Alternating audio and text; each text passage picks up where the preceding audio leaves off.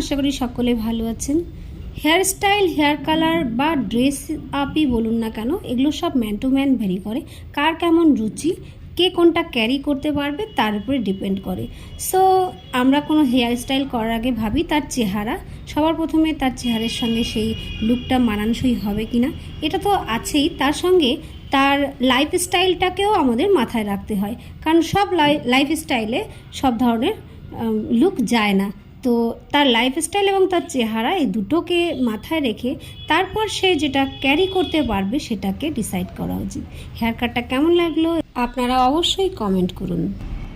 বলো কেমন লাগলো তোমার হেয়ার কাটটা? আজকে ফার্স্ট টাইম আমি এসেছি, কিন্তু আমার এক্সপিরিয়েন্স মানে খুব ভালো হলো। ফার্স্ট টাইমের চুল কাটলাম, কাকিমার সাজেস্ট করা, খুব পছন্দ হয়েছে আমার। নেক্সট টাইম আমি আসার চেষ্টা করবো, আরও পার্মানেন্ট কাস্টমার এবার। Thank you so much.